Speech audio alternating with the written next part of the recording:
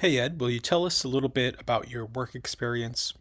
I've been in the recruiting and talent acquisition, HR world for more than 30 years. And that's been both on the corporate side and the agency side, meaning basically working for corporations and recruiting for the needs that they have, as well as being on the agency side as a consultant and working with clients who would then be the in hiring organizations. And so that has really helped me understand the uh, dynamics of the world when it comes to job seeking, careers, that type of thing. I get the perspective from both sides, and it's been quite interesting because every company, although they do things similarly, they also do things differently as well. And so I think that that experience predominantly for me has been most recently with biotech and pharmaceutical companies, and they do a lot of things that are similar and they do a lot of things that are different. But the one thing is that they're always looking for people who are really looking for a career as opposed to a job. You know, they're looking for those long-term employees that are willing to grow with the company and learn and become valuable employees as opposed to somebody who's just looking for a stepping stone and they're here for 6 months and gone after 8 months type of thing. And so I've used my experience throughout my career to help a lot of folks find the appropriate employees that they need, as well as from a coaching perspective, help folks understand the process of finding that next career opportunity. And so that's kind of a little bit about my background. I've been working with North Carolina State, the Jenkins program, the Poole College of Management, for the past 6 years. I obtained my MBA from North Carolina State 14 years ago, and I'm just really excited about the program because I've seen it grow and become better and better each year, and each cohort that comes in seems to be even more enthusiastic than the last. Ed, how do career coaches add value?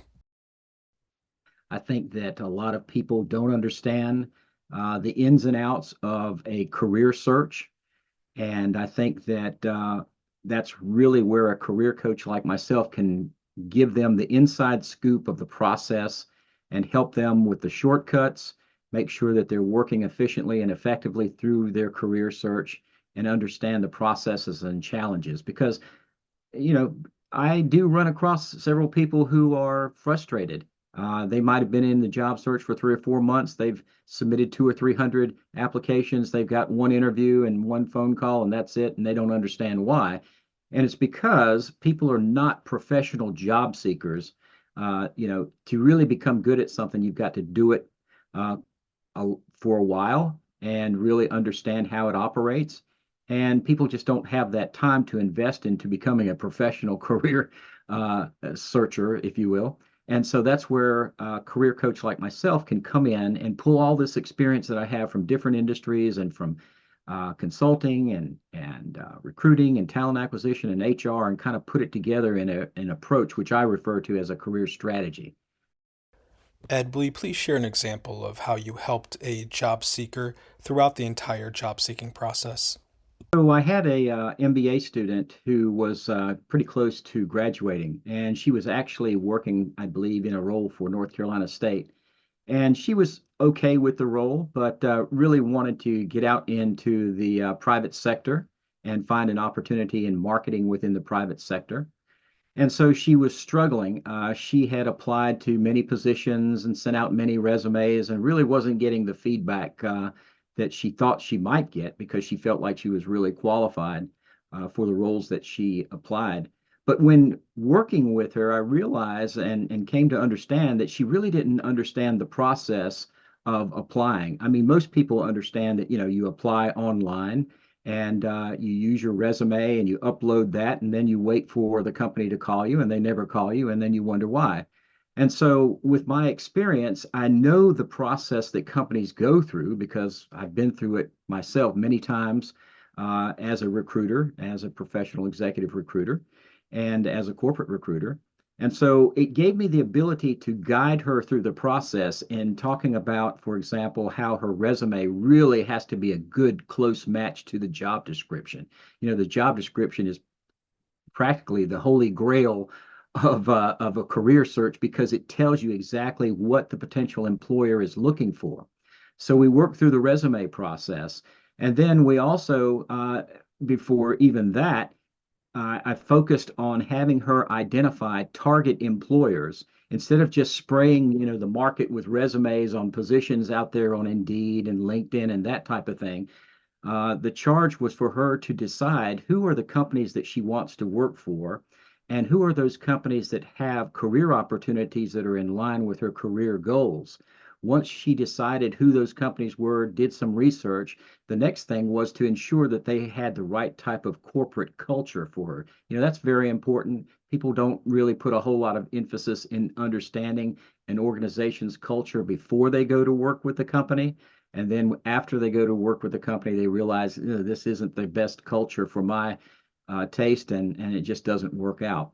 So anyway, after doing all of that, the next step was she started getting some responses. I, of course, was telling her and helping her understand that her network could be very helpful to her as well in tapping into people that she might know that work for the companies that she's applying to, or perhaps, maybe she knows somebody type of thing.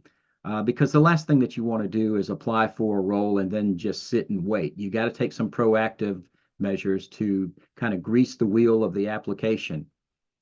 Finally, of course, comes the interview stage, and we work together in thinking about what potential questions could she anticipate in the interview process and therefore be better prepared.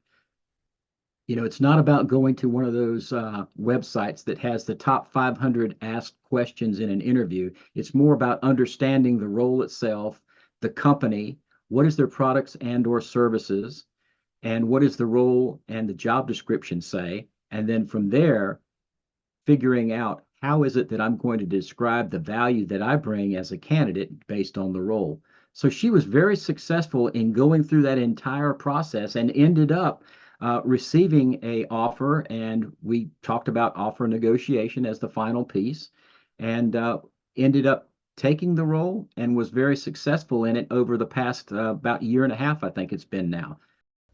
Ed, what made you decide to become a career coach? I felt like this would be a great opportunity for me to learn a lot about the folks that are coming through the MBA program, to be able to give back to the program by helping both students and alumni, and to use the skills that I've learned and the experience that I've gained over the years with all the different companies that I've either worked for or consulted with. And I felt like that my perspective, particularly from the recruiting and talent acquisition side, would really help students and alumni who are looking for new opportunities outside their current employers. That's really big. It's one thing trying to grow your career with your current employer that you know and you've worked for and you have connections. But it's a real challenge when you're looking to join a new company where maybe you don't have any connections and you don't know a whole lot about the company. You only know that they have a job opening that really appeals to you and it seems like the right next step in your career. And so being able to use all of my experience and skills as a career coach has really, I feel like, given me great satisfaction, especially when I get an email occasionally or a call from a student or an alum that says, "Hey, Ed, I really want to thank you for the work that you helped me with my career and the coaching process that you gave me.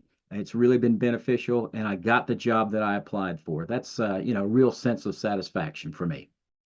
So, Ed, what do you enjoy the most about coaching? My favorite part is working specifically with students and alumni who feel like that they have a challenge that is almost insurmountable, because it really isn't. I mean, I've seen it all, I've done it all, but there's a lot that I still have to experience. But because I've got so much experience, I feel like I can offer a lot to students and alumni who feel just like they're overwhelmed. They either have to find a job because maybe they went through a layoff, or maybe they decided that they've done all they can do with their current employer, so it's time to look at another path for their career, and they just don't know where to start. And for me, I like that challenge because it really allows me to put all the experience and skill that I have to work to the benefit of the student or the alum. What do you want others to get out of your coaching? The main thing that I hope that students and alum get out of working with me is a uh, ability to really be confident in their career search and the growth of their career. I can be a guide, I can assist them with the experience that I have, but really it's their career and they have to make the hard decisions. They have to do the heavy lifting, when it comes to the resume writing, when it comes to preparing for the interview, when it comes to researching a company and understanding whether or not that fits their career goals and creating their career goals. I'm here to guide them, offer my experience, but ultimately it's up to them. And so anytime I can offer guidance and see them put that to work and get some positive results out of it, I really think that that's the direction that I would call success.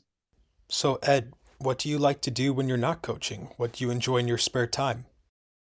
Well, as you can see by my background, this is Carter Finley Stadium, the home of the North Carolina State Wolfpack football team.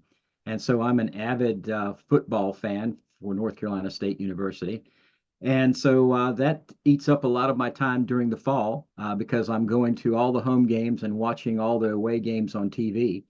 But I'm also into a lot of other things like motorcycle riding. I've got a three-wheel Can-Am motorcycle that I ride quite a bit. And I also am into photography, predominantly in motorsports. So I go to a lot of automotive races and I maintain a website where my photography work can be found. And I've been doing this probably for the past, I guess, almost 15 years now. So that's a couple of things that I enjoy. So, Ed, if you could only enjoy one food for the rest of your life, what would you choose?